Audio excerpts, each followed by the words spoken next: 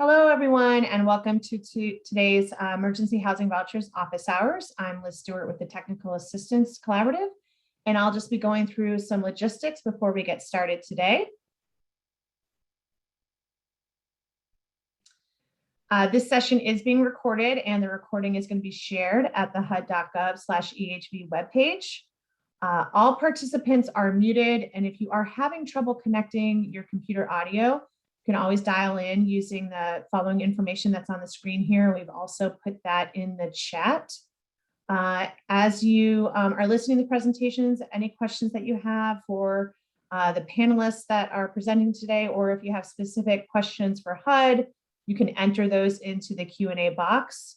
Additionally, if you're having any technical issues, you can put a question into the Q&A box related to that as well. As many of you know, HUD has been having these EHV office hours bi-weekly for some time now, and the focus for today's session is going to be on advancing equity using EHVs, and we're really hoping that this is an opportunity for you all to hear information and provide an opportunity to ask EHV related questions to HUD.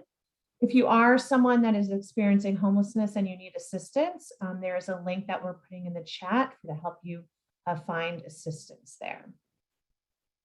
Now I'm going to go over today's agenda. Oh, sorry, before I do that, just want to let you know we have a number of resource advisors that are participating today. We have a number of staff from HUD's Office of Public and Indian Housing. We also have staff from the SNAP's office, and we have a number of other tax staff just facilitating this as well. And for today's agenda, as I mentioned, the focus is going to be on EHV and equity. We're going to have a presentation, a combined presentation from a number of HUD technical assistance providers and subject matter experts on EHV and equity. That will include Allison Court with tax, Stacy Matthews with the Cloudburst Group, and Ria Zam Morris with the Cloudburst Group. We also have a community presentation from Dylan Shevitz with the Housing Authority of the City of Austin to just really talk about what Austin is doing around equity. And then we'll have time for Q&A and wrap up with some reminders. But before we get started, we thought it'd be good just to get a sense of you all participating, where your community is at with advancing equity. So we have a couple polls we want to do. The first is, where is your community in leading with equity in your EHV program? The first option, you are regularly reviewing all programmatic areas to identify any disparities and proactively adjusting. Maybe you have reviewed some programmatic areas at least once to identify any disparities and adjust to correct. Third option, establishing a framework to review programmatic areas to identify disparities, so you're kind of still planning out what that's going to look like. And the last two options, maybe you don't know where to start, or something else other with what you want to choose there. And Ari, whenever you think there's been a good amount of participation, you can go ahead and share those results.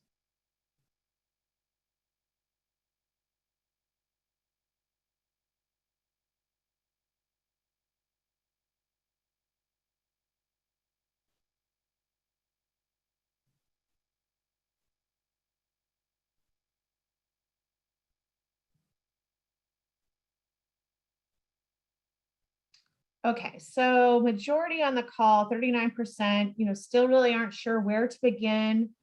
There's kind of an even split with some of the other three options. So 18% are regular reviewing all programmatic areas. 19% have reviewed programmatic areas at least once, and 19% are working on establishing a framework. And then there's 5% that answered other. And then we have one more poll we'd like to do.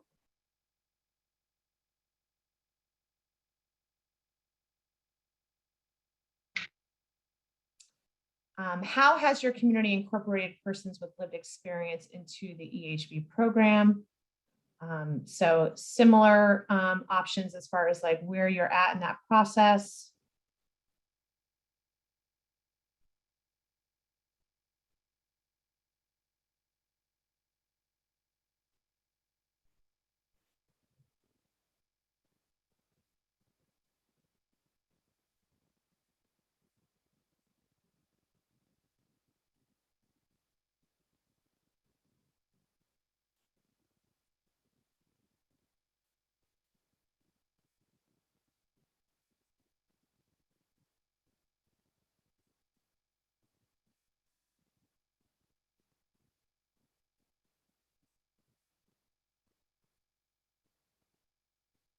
Okay, and so the sharing results here.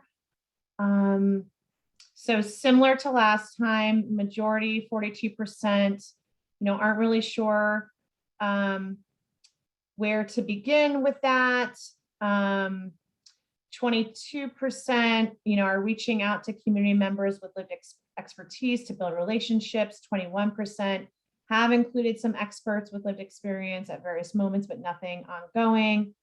And then 5% are regularly including experts with lived experience as leaders in decision-making roles. And then we have a catch-all 10% other. So I think, seeing that, there's a number of folks here that, really aren't sure where to begin. It's great that we have a number of TA providers and SMEs on advancing equity to share information with you today. So I think I'm going to go ahead and turn it over to them. And Allison, you can take it from here.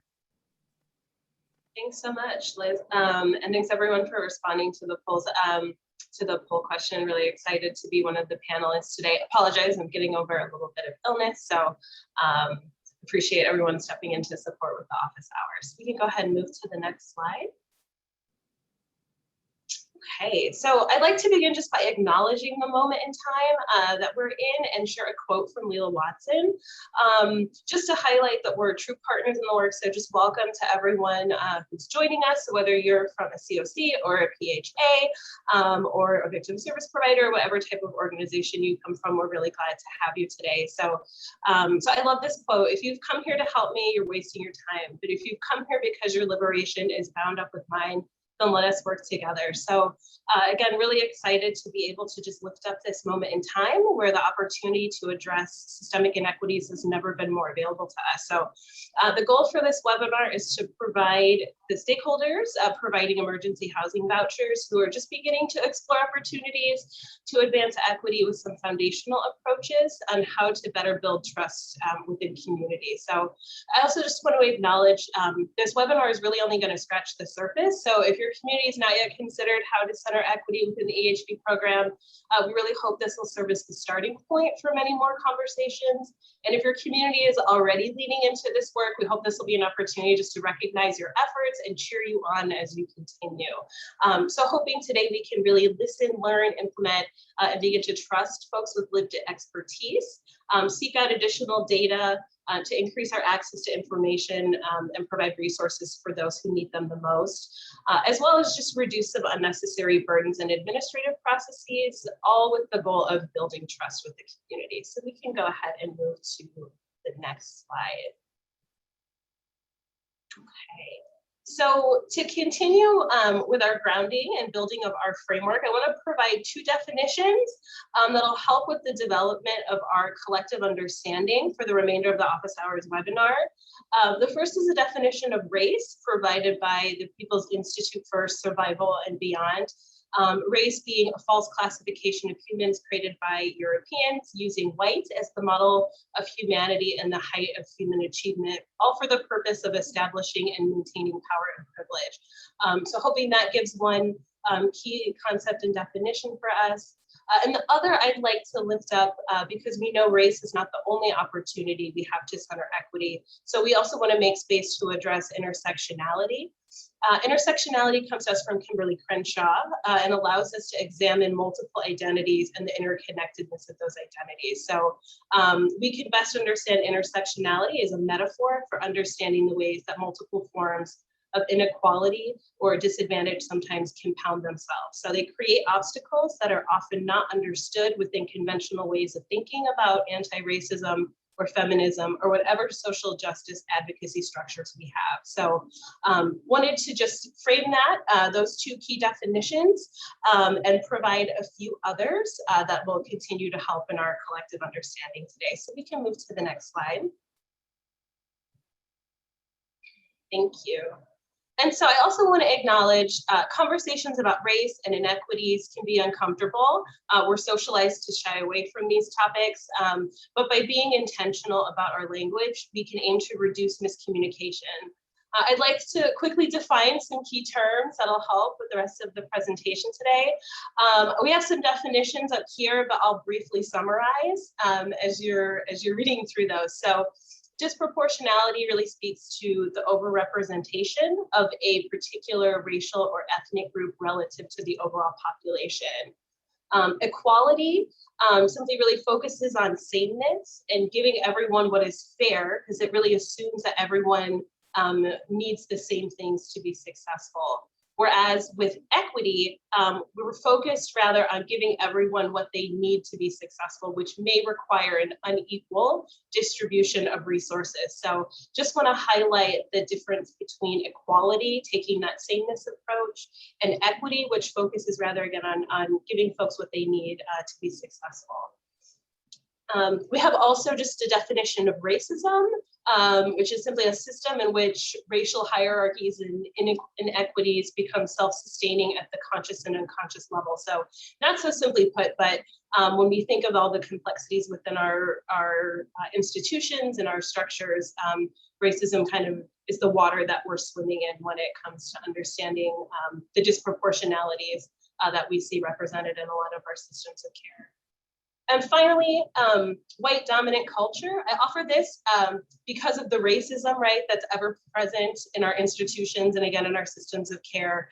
And white dominant culture really describes how we've normalized and accepted white beliefs and practices over time to the point where they're now considered normal. So the goal here is that these key definitions, core concepts will give us the language we need to have courageous conversations and confront inequities in our programs, so we can start to uphold our ethical duty to start to dismantle some of these inequities within our systems. So we can move to the next slide. Thank you. And so as we mentioned earlier, we have a broad array of stakeholders joining today's webinar, and we welcome all of you this afternoon or morning, depending on where you're joining from. So I'd like quickly to uplift HUD's goal of ending homelessness. And this goal is upheld by all offices. So we want to acknowledge again that COCs and the housing authorities are called to use all resources available to us to prevent and end homelessness, and really just uplift that we're all in this work together. So again, welcome to today's webinar. Also want to acknowledge too, right, that we have at our disposal various waivers that were designed with equity in mind. And so by not accepting waivers, right, folks are not taking full advantage of all the tools that we have in our toolkit. And we believe that we have an ethical obligation to embrace the most equitable policies established wherever we see disparities. So just want to uplift, right, the goal of ending homelessness is shared across all HUD offices. And so just want to highlight our shared value here before we continue on with the presentation. So we can go ahead and move to the next slide. And so I mentioned a moment ago, right, race is not the only area of focus, but I'd like to expand upon why we lead with race. And so we lead with race because across every system of care, from housing to education to healthcare, without exception, Black Americans are consistently overrepresented in those systems. So this graphic here shows just how stark that overrepresentation is based on jurisdiction, with some of the red areas accounting for over 10 times the representation in those areas. So by leading with race, by the numbers alone, we'll be able to identify additional disparities among other groups and be better positioned to address those disparities. So this allows us to also consider the intersectionalities in our approach, just as we mentioned the importance, right, of how these marginalized identities can begin to compound upon each other. So, so with that, I will turn it over to the wonderful Stacey Matthews to continue our presentation today. Thank you so much for having us, Liz, and thank you, Allison, for getting us started. Next slide, please. Thanks, Ari. So as we continue in this equity conversation, right, what we're going to be doing for you is just elevating some ways in which we can use equity in our utilization of the EHVs, right? How do we infuse our utilization of the EHVs with equitable practices? One key principle of equitable practices is engagement, ensuring that we have the right folks involved and engaged in the process. There are obvious partners that must be engaged in order to do work as it relates to EHVs. So the mandates within the notice said that PHAs were part of that, COCs, coordinated entry leadership, and obviously our service providers and agencies. However, there's a partner stakeholder group that is that in any equitable system is the most obvious partner, and yet we often neglect to include them. They are the people with the lived experience of homelessness in our system. Making decisions for people when you could be making those decisions with people is oppression. And it's an oppression that we too often accept as our way of doing business. So it's really important that we ensure that people with lived experience are deeply engaged in this process. And that cannot always be an easy hurdle to jump. And my colleague Riazal Morris will be presenting more about that toward the end of this presentation. But it is necessary, and you certainly have your resident advisory boards as one means of doing that. Engaging culturally familiar partners, both in the referral process and engaging folks in general within the continuum, is important. So we want to ensure that the folks that are being served have folks that reflect their own identity in the service position. And so it is important not only in the allocation of the EHVs, but as we look at strategies, for instance, the move on strategy. So most communities take an approach to move on where the strategy is introduced by the provider that's currently giving them their services.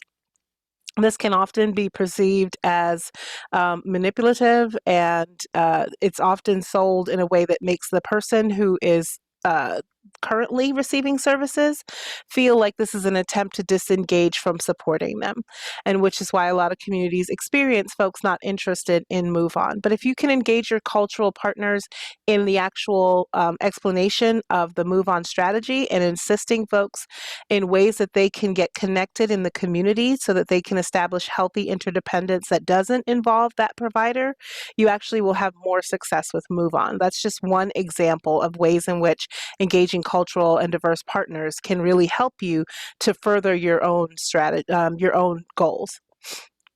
And throughout the process, you want to be ensuring that you have a communication loop that is transparent and continuous.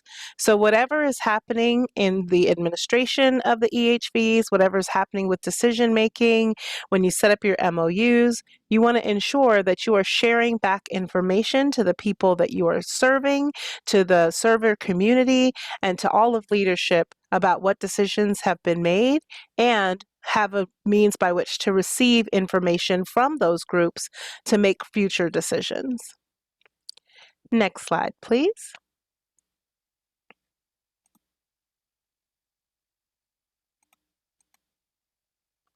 So another means to elevate equity is advocacy.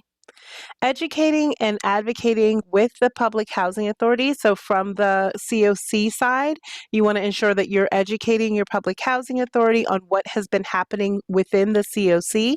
That's not always a relationship that is a long-term established relationship. So for many of you, you were establishing that relationship with any depth in this process. And so you want to ensure that you're sharing the information that you've already done. If you've already been harvesting data related to equity, inequities, disparities, you want to share that information with your Public Housing Authority, as well as advocating for the use of waivers.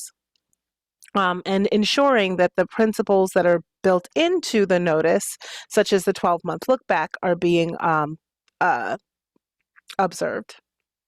PHAs want to ensure that you're engaging with your resident advisory boards and your continuum of care board.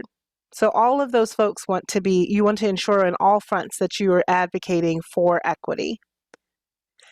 And again, advocating for the acceptance of all waivers is a means of advocating for equity. As long as you can tie those waivers, which was the intention, to equity, you can make the case for encouraging the use of those waivers. And I know many of you are like, the MOU has already been established, it's already out the door, and we're going to get to that just momentarily. But advocating for the acceptance of waivers is one of the clear ways that we can, within this EHV environment, ensure that we're making the most equitable choices possible. Next slide, please. Thanks, Ari. And now, as we talk about implementation, right? So still in this policy lane of elevating equity, we're thinking about implementation. So we want to make sure that we have broadened our coordinated entry, and this is for the CES, or coordinated entry system leadership. We want to make sure that that includes all household types. We know that in some communities, coordinated entry is only used with folks that households that score at a certain level. It's sometimes only used with single individuals and not with families. Sometimes it doesn't include youth. So you want to ensure that you have broadened your coordinated entry during this process and during the allocation of EHVs to include anyone who is homeless in your continuum. You want to elevate the required allowances. So again, that 12-month look back, there are a number of them in the notice that allow us to take the maximum advantage of this program in the broadest way possible. And anytime you are spreading a resource or opening a resource up to populations that have often been cut off from it or had limited access, then you are likely advancing equity.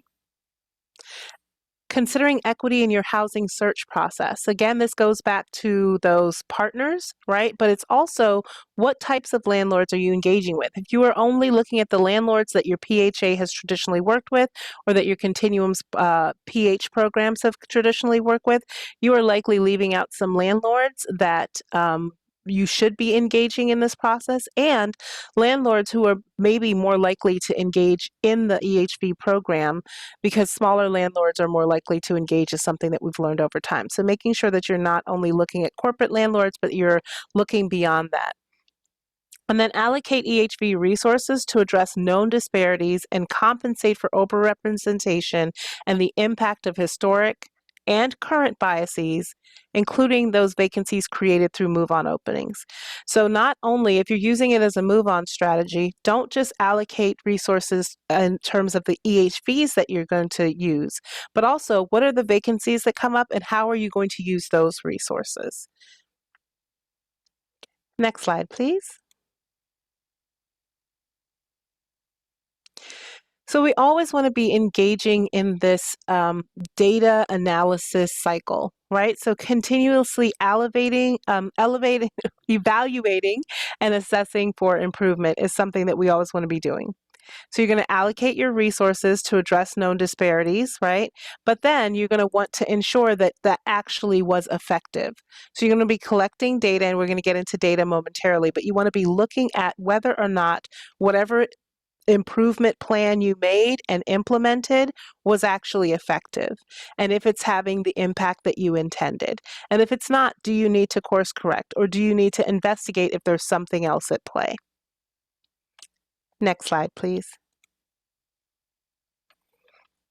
So I wanted to address this and having a really great conversation with some leadership at PIH, recognizing that MOUs are a living document. It is not too late if you already have established your memorandum of understanding. It is not too late to update that memorandum of understanding as you gain greater insight into what is necessary in the community where you serve. So we're going to do some of this analysis. We're going to share this information. We recognize that there was some urgency in the MOU, right? So there was like, you had to get it done in a certain amount of time. And that urgency left us leaning on our practices that we had already had in place. But what we realize is that some of those practices, right? Some of those we talked about earlier in the definitions, white dominant culture, and how it becomes this acceptable way in which we do business that is sometimes extremely harmful. So if we are recognizing that there was something amiss in how we did that, we can go back and actually update that MOU. It should be a living document. It should be something that's governing alongside you and not governing instead of you. We should certainly be analyzing data in order to inform those updates, right? So as we look more into the data, as we're seeing who we're serving and how the community is being impacted and whether it's actually having the intended effect of actually remedying some of the ills, we can then go back and update policy.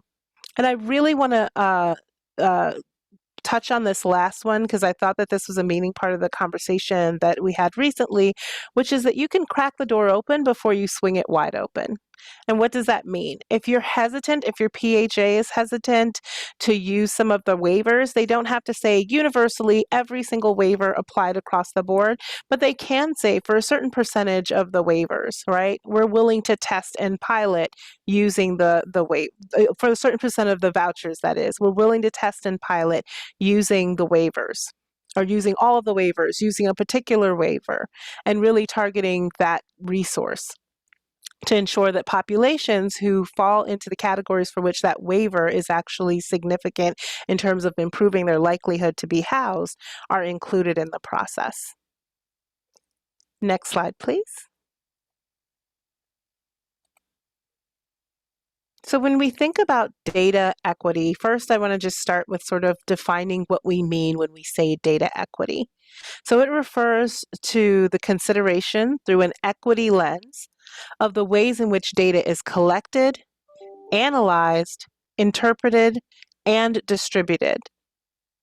So as we talked earlier in the slides about engaging partners and ensuring that the right folks were involved in the process, that has to do with how data is collected as well in this process. So both from an administrative and from the actual data collection from the people we serve.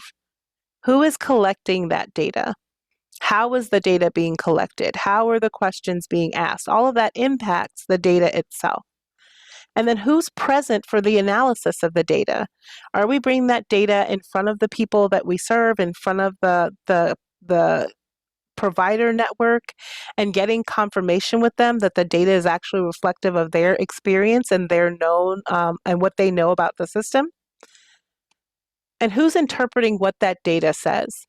So very often we will see a data point and think that it means something, and we get greater context from that analysis, that open analysis, that helps us to understand that there's either a missing piece that would help us to better interpret it, or that our interpretation is off.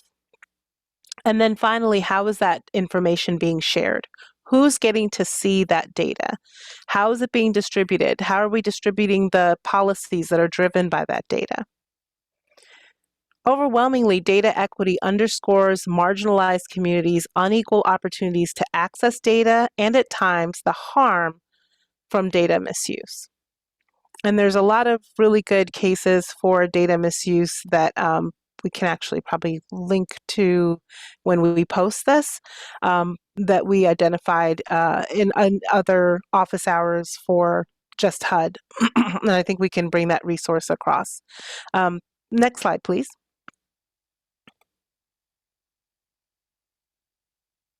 So we want to develop data sharing agreements between PHAs and COCs and coordinated entry leadership to ensure that we are all benefiting from the analysis. I know that for many PHAs, they're not often resourced with the support for the level of disaggregated data analysis that COCs have been prompted and encouraged to engage in. So the partnership can allow PHAs to have access to data that can be illuminating and which they can use to inform their policies, procedures, and their practices. And also in terms of approach, we want to make sure that we're collecting that demographic information and that we're putting together information that we have on the coordinated entry and COC side that may not be fully present on the PHA side, including all of the demographic information.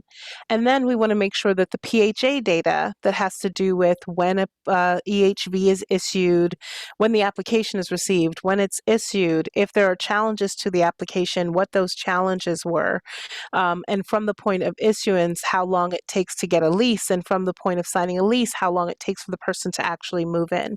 When we're able to collect all of that data and put it into the same pool of data, we're able to have a much more robust and deep understanding of what the process has been like for those who've experienced it.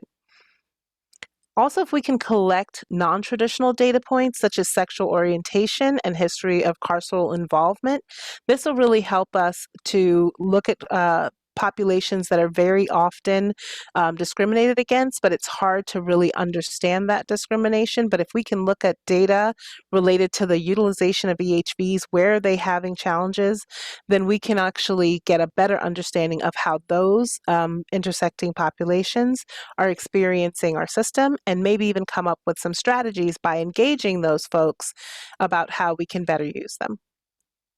And of course, paying attention, as Allison mentioned, to the intersectionality, right? So it's not simply that someone is a woman, a trans woman, or someone is a youth, or someone is a person of color, but when you look at the intersection of trans women, youth, of color, you realize that they have an extremely poor outcome when it comes to all of our systems. So all of those intersecting systems we talked about, whether it be education, the healthcare system, the carceral system, and certainly the homeless system. So intersection matters, and we should be looking at those intersecting populations that we know within our community have had disparate outcomes. Next slide, please. So just finally, we want to make sure that there's some basic things that we are looking at on a regular basis to ensure that we're aware of how our EHVs are being used. We want to pay attention to who is being referred. Of those referrals, who's being approved and who's not, and why are they not being approved? Again, how long is it taking to find that unit? And then how long is it taking for folks to actually lease up once a unit has been found?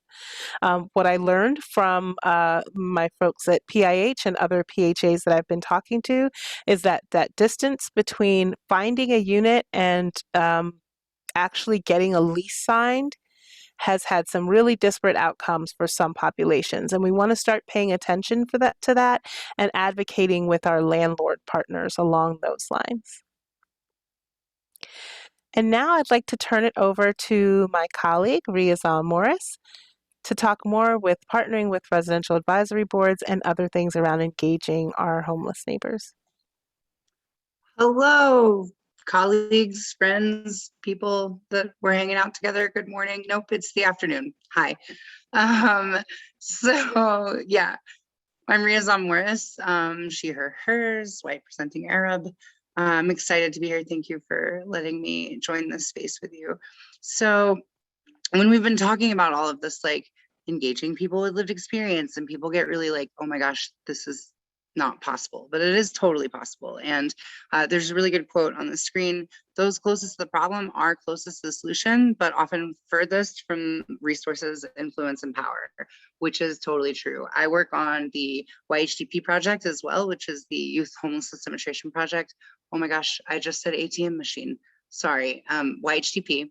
And one of the quotes there is, nothing about us without us. And the thing that's so important about this is that we spend our days like frantically going, I have to meet this.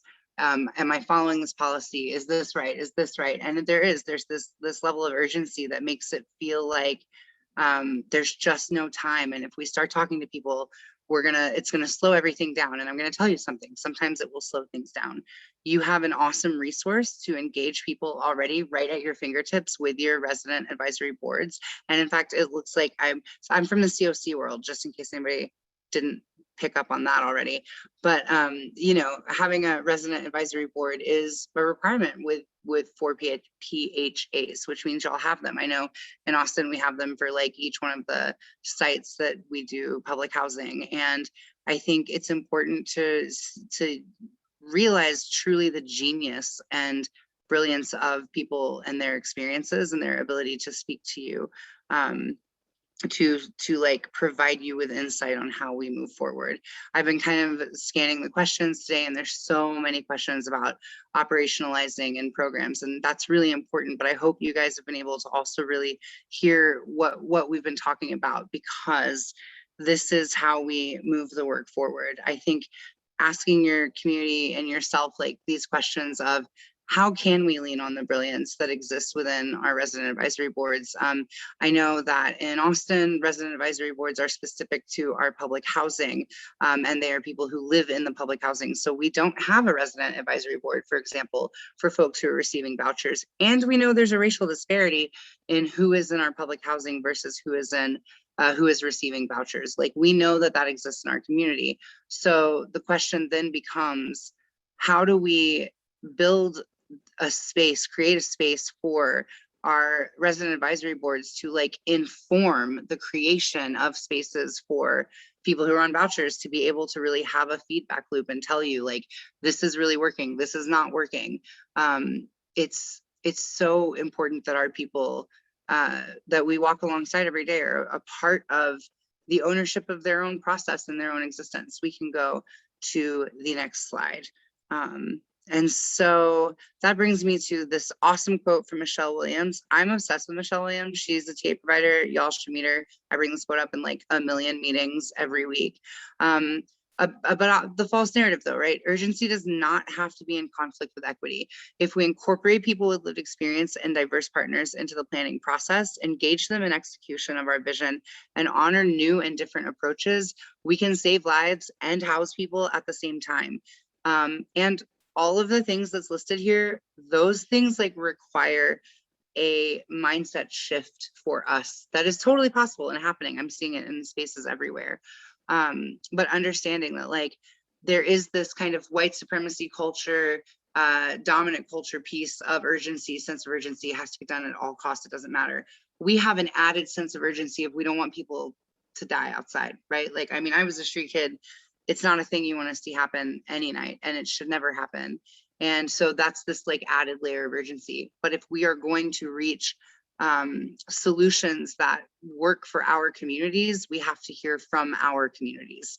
There is not, one of my quotes is, there's not a one size fits all solution for ending homelessness. And it really is true. And so reaching into your own data for your community, reaching into the brilliance of the people that you're working alongside with your resident advisory boards, creating new opportunities to bring folks who lived expertise, especially those who are receiving your vouchers. This program doesn't end tomorrow, right? The vouchers are going to be around for a while. You have time to build a thing out.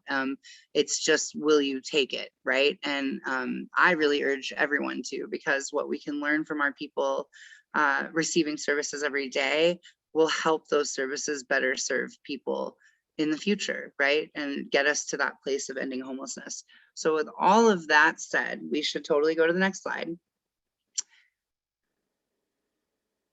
Thank you. So we think about next steps, really like talk explicitly with all of your stakeholders on the importance of centering equity and lived expertise. Like, have these hard conversations, reach out to your TA providers, to your support system if you need help in having these conversations, but start having them. Share your equity analysis data or begin the planning process. Like if you're not doing it yet, that's all right. Everybody starts somewhere, but just really start really getting transparent with your data and how that can impact your next steps. Review your MOUs and administrative plans. Again, it's a living document. If you're unhappy with it, go back and say, hey, let's look at this. And then seek out opportunities for deeper engagement of people with lived expertise. So that's where you get creative around working alongside your resident advisory boards. What does it look like to create a feedback loop for people currently on your voucher, receiving your vouchers? And also, like, I want to name really quickly, if your resident advisory boards are not being compensated, start having conversations about how you make that happen. That the feedback and strategy is work that we all do and get paid for, and everyone should be at that table, building that table, being fairly and justly compensated. So that's not on this next steps list, but I'm just throwing it out there for y'all. And so with all of that awesome stuff stuff I just said being said, I am really, really excited to introduce Dylan Schubitz, and he is the Director of Intake and Special Programs for the Housing Authority of the City of Austin. And he's just going to talk to us today a little bit about how Austin's been addressing equity or forwarding equity using the waiver process. So Dylan, thank you so much for being here. And I think you can pop it over to the next slide. Thanks, Ree. What a lovely introduction. I appreciate that. Yeah, this is where I work. This is the Housing Authority of the City of Austin. We, bring opportunity home. Next slide. This is me. That's my email address. I'm happy to take questions offline from anyone who has any of them. DylanS@hakanet.org. Next slide. So yeah, I've presented here at office hours in the past and talked a little bit about sort of the history of HACA's administrative plan and attempts to advance equity through our criminal history screening criteria. We are actually currently in the push and pull with our Board of Commissioners to further revise criminal history screening across all voucher programs. Of course, EHV's got their set-asides and waivers, and I'll talk about that a little more. But the last time we reviewed our criminal history screening policy, we partnered up with our COC, evaluated the criminal histories of 250 people who are at the top of permanent supportive housing prioritization in our community at that time, and just sort of test ran it through our existing criminal background screening and what the proposed criminal screening was. And we found through that test that we dropped from denying 2 out of every 5 to denying just 1 out of every 5. And when you've got such disproportionality in homelessness in Austin, where you've got 35 to 40% population, 35 to 40% of the population among homeless people is Black, and 8% of the county is Black. You've got massive disproportionality, and we were able to, just take the next logical step by, just acknowledging that denying fewer people who are experiencing homelessness to admission to our programs, which we're deliberately trying to align with the homeless response system, is a way to advance equity. So next slide. Yeah, these are the other special purpose vouchers where we have criminal screening criteria that is less restrictive, more permissive than our regular housing choice voucher program. Many of you who work in PHAs are probably familiar with administering at least some of these programs. HUD-VASH, by definition, does not allow you to screen out for criminal history. And we found by linking up with our coordinated entry system for referrals to the HUD-VASH program that we are serving a proportionate population based on race. So people aren't being screened away, referred to rapid rehousing instead of permanent supportive housing. Our numbers around veteran referrals and access to the HUD-VASH program is bears out in the numbers. The numbers match the numbers for referral and enrollment and lease up reflects the number in the community, in the population. Next slide. So yeah, when we were talking about local policy development for the EHV program, yeah, we as a PHA did not, just direct our attention inside. You can see we've got a couple of internal stakeholders that we engaged. We talked to department staff, and we talked to our diversity, equity, and inclusion task force to talk about the flexibilities within the EHV program and how we wanted to implement. You will notice that the glaring omission here is the resident advisory board. As Ree mentioned, the advisory boards at the Housing Authority of the City of Austin are largely centered around the public housing properties.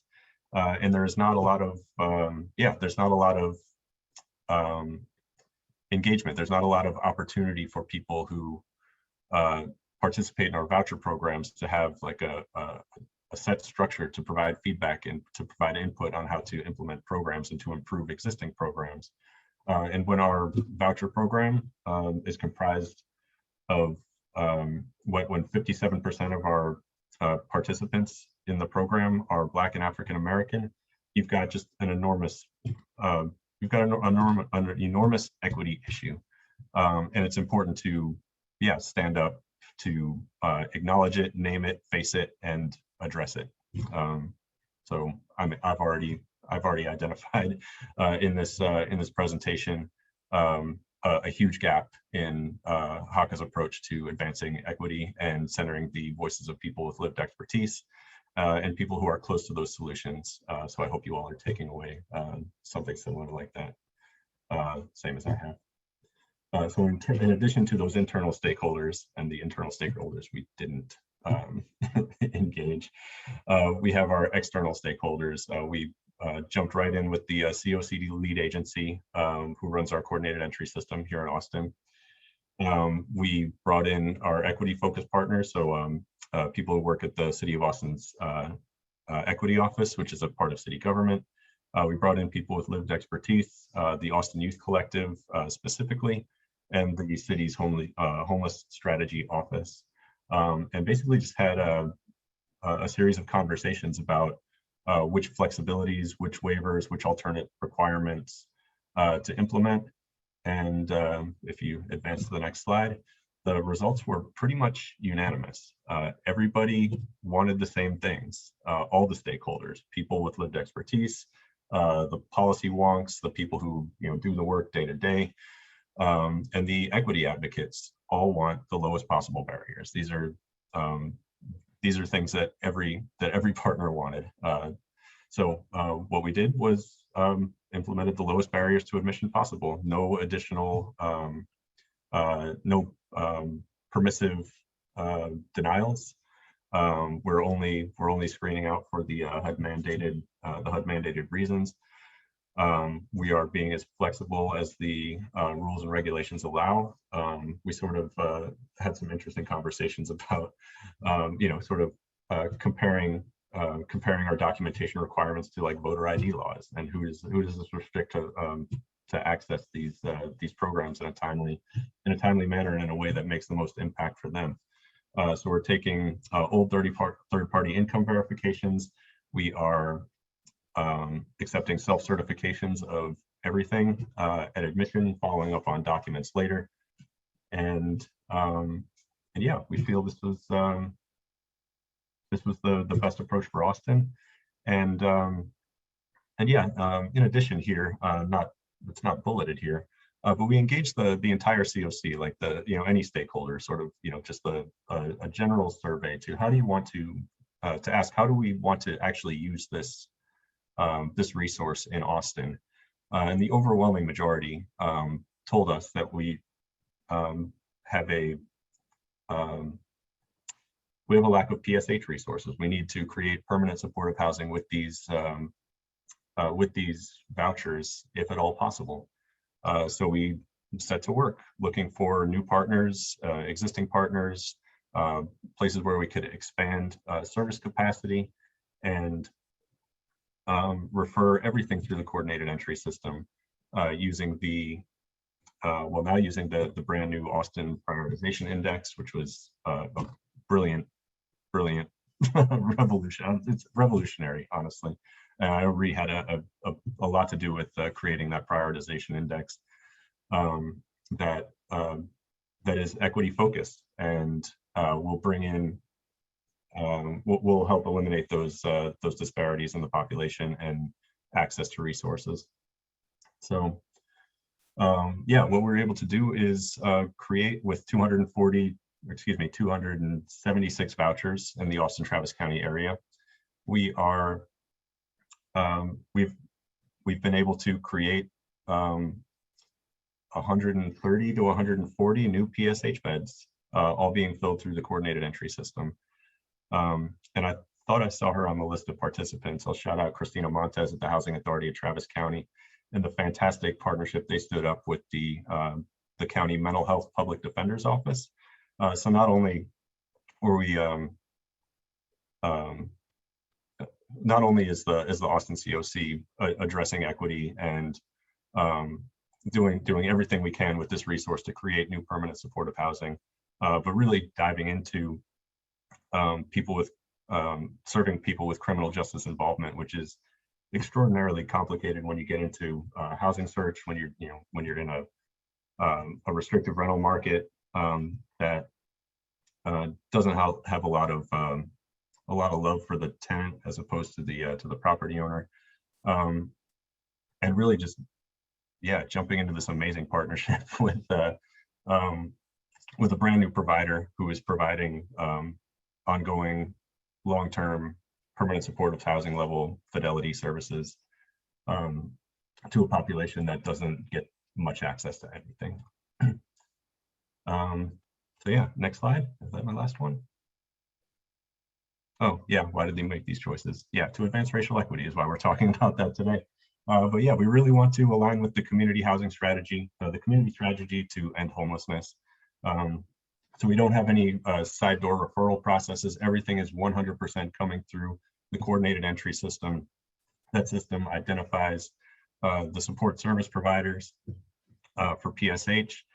We've done a bunch of rapid rehousing move-ons as well for people who just need the subsidy to stabilize. And that is what we're doing in Austin. And I don't know, we're feeling pretty good about it. We're meeting ongoing. We set our goals in the MOU. Those goals are not terribly equity focused. So we will absolutely be going back to look at, we've got goals around length of housing search, and really we feel like we could just overlay like, is this program locating housing as quickly for Black people as it is for white people, and understand if that's a limitation of our program and how to fix it.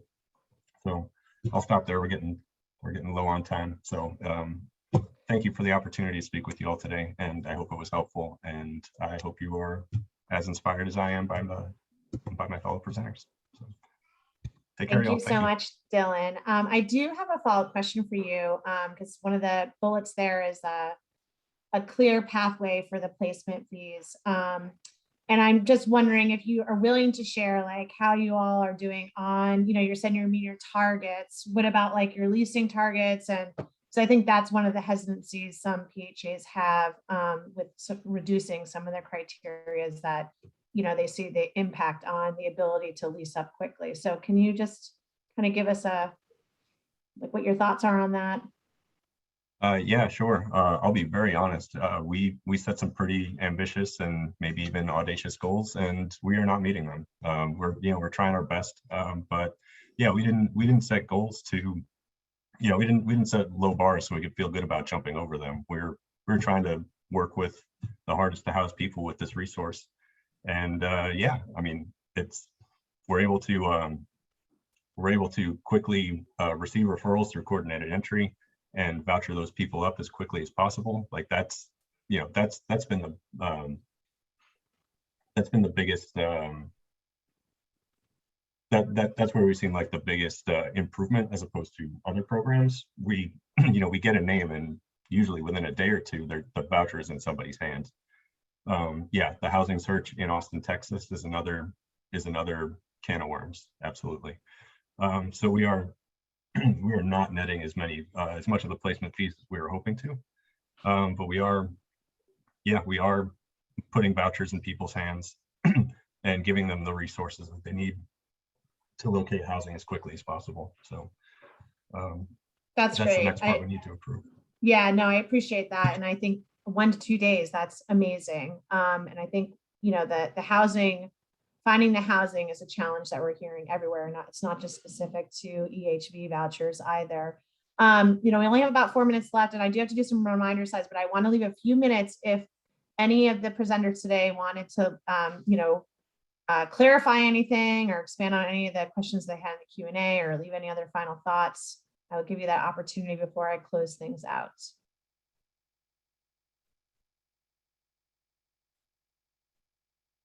Okay, anything from HUD's end? I'm not seeing anything in the Q&A box. So I'm going to go ahead and move forward, but I just want to say thank you to all of our presenters today. Reese, Stacy, Allison, and Dylan. I think you people have a lot to learn from the presentation today. And so I'm just going to move into a couple of reminder slides. Just be mindful that the EHV at HUD.gov mailbox is now transitioned over to the AAQ. So if you have a policy or programmatic or reporting question, you want to submit that going forward, submit that to the AAQ, and that is located on the HUD Exchange, and the website to that has been put in the chat, and that's what that box there is showing what it's going to look like when you get on the screen. The other big opportunity you have for getting questions answered even more in depth is to request TA. On this next slide, you'll see what that looks like. So you can now request TA specific to EHV, whether you're a PHA, a COC, or some other HUD-funded organization. That also is available on the HUD Exchange, and that link has been provided in the chat. And you can really request TA on a host of different issues. You'll see those here: MOU development, monitoring, coordinated entry, advancing equity. If what you heard today, if you're in that group of folks that really doesn't know where to start, and you got a little bit of foundational information today, but you need more, you can request TA on that. So really advocate going to the HUD Exchange if you need help with any piece of your EHV program and requesting that technical assistance. On this next slide, I just have some other reminders from HUD. The EHV exemption report was updated to include the total number of EHV awards by PHA. The PHA should use this report to identify and resolve any potential discrepancies that may affect that payment of $100. All PHAs are showcased in the exception report, along with the number of their PIC submissions for EHV. So go ahead and take a look at that and figure out if if the information is correct there. And on this next slide, one last reminder from HUD on the EHV issuance reporting fee deadline. The October 17th extension to report EHV issued on or before October 3rd to receive the $100 issuance reporting fee has expired. But PHAs can still earn that $100 issuance reporting fee if the issuance is reported by submitting the 50058 into IMS PIC within 14 days of the voucher issuance date. So again, these slides are going to go out and be posted. So if you have questions about that, you'll see that on the slide. And lastly, just want to give a reminder about next week's office hours on this next slide. It's going to be around administrative plan amendments and process. And always you can go to HUD.gov EHV for additional resources, including the office hour schedule, which sometimes does get updated. So it's good to check out there to know what the latest information is on that. You can find all the recordings and materials there. That's where all the updated EHV FAQs are, and where you can sign up to the EHV mailing list. So hope everyone has a great day, and thank you again to everyone that presented. Lots of great information today. Have a good day.